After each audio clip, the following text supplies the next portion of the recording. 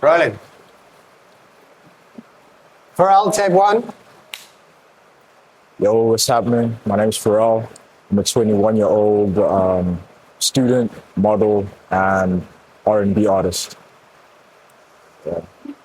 Pharrell, how long have you been into music for? Yo, I'd like to say my entire life. I've always been either writing something, trying to be a rapper, or trying to emulate all the artists I liked at the time.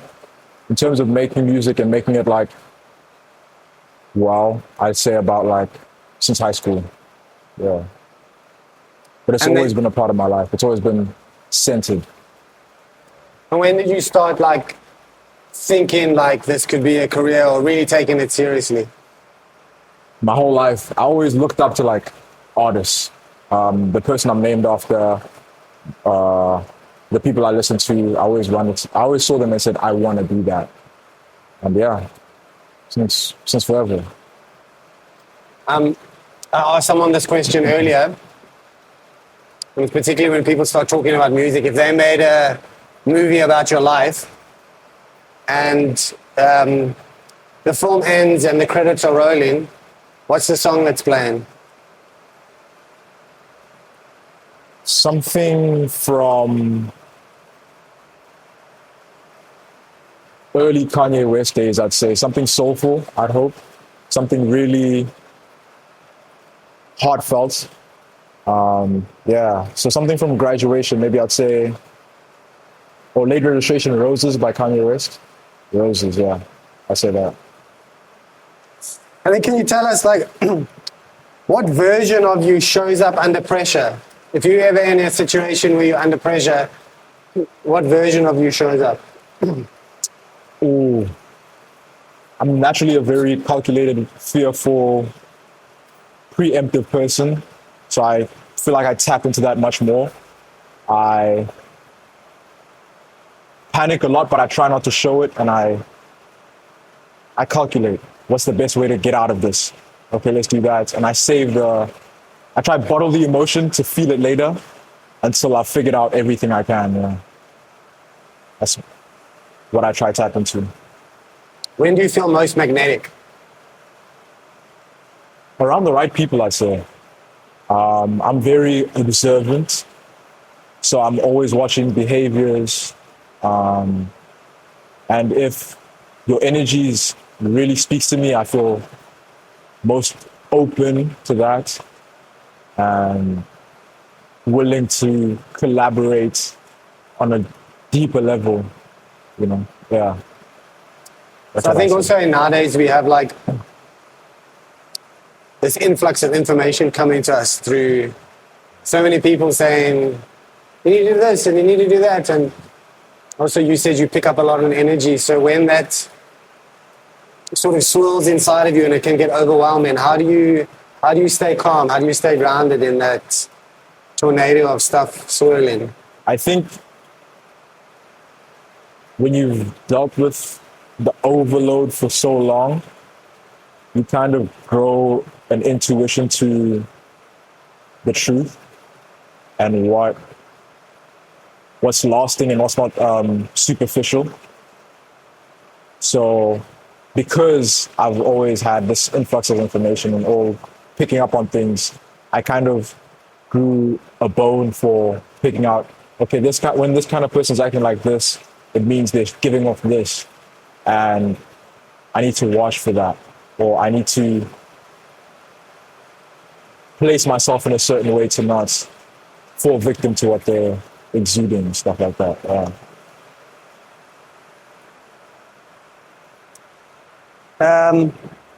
Is there anything in life lately that you've had to overcome quietly? Any struggles or challenges? Yeah, a lot of struggles. I think naturally I overcome things quietly to myself. Lately, I've struggled with some familial issues that have bled into kind of my mental health as well. and my physical health. So taking care of my physical self and emotional self holistically, having to actually actively do that has become a thing lately. I don't really like talking about it, but something that I'm working on right now. When do you feel most like yourself? Ooh. And I got a nice outfit on, I guess. I don't know. I've always felt like I was a cool person. So I always wanted to show that and always wanted to be that. I know it's cliche, but like, be yourself is actually like one of my favorite sayings. Because like, I think I'm so cool, like, not in an egotistical way, but like, yeah, I always want to be myself. Because it's also easier that way to meet people where you are, meet people where they are. You're kind of like building walls if you're not being yourself when you meet people. So I try to always be Pharrell, I guess, yeah. So would you say fashion's like quite important in your life? Insanely important. Insanely important. I think fashion, music, art are avenues and engines of telling people who we are, telling them who we want to be and who we have been through what we wear, what we listen to, what we make, what we eat. Also how we wear things, you know? So yeah, I think what you put on is an extension of yourself and what you're thinking, how you're feeling all the time. Yeah. When you're interacting with people, either in a physical space, or if you're interacting with them where they're consuming music or something that you've created, what sort of feeling do you want to leave those people with when they leave your space? I always try to recreate the feeling that I had when I was creating it and reverse engineering it to like the art form. So whether it's my outfit, I feel like, okay, I'm actually lazy today. I want to go okay with my outfit, or I'm feeling like really confident today, or really outwardly, I want to show that in my outfit as well. Or I was feeling really apathetic when I felt these things. So I'm going to make a really empty feeling song. So when you listen to that, you feel like, oh, it's really empty, because that's how I was feeling at the time. So that's how I want people to experience the feeling that I felt exactly, without me saying, oh, I was feeling sad. I want you to listen to the song or see the outfit and be like, oh, that's how you were feeling.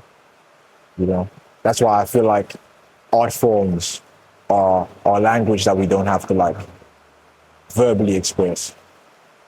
And then lastly, and I often think about this because maybe it's because I'm a little bit depressive, but at your funeral one day, what song do they want, or what song would you want them to be playing when everybody left the church or the service? Or I never really thought about that. It's a bit morbid, but like Yeah. I actually like it now. Like I'm actually. what song would you like to be remembered by? Can be one of your own, or it could be a song that you've heard. Nowhere to Go by Old Sweatshirt. He has a line in there where he says, just telling stories about his life and how he came up, and there's a line where it says, even when I hit a low, I still give thanks to the Most High. So even in this sad and morbid moment, like, there's so much to be grateful and happy about, and we should be grateful for it and give thanks. So Nowhere to Go by Old Sweatshirt, yeah.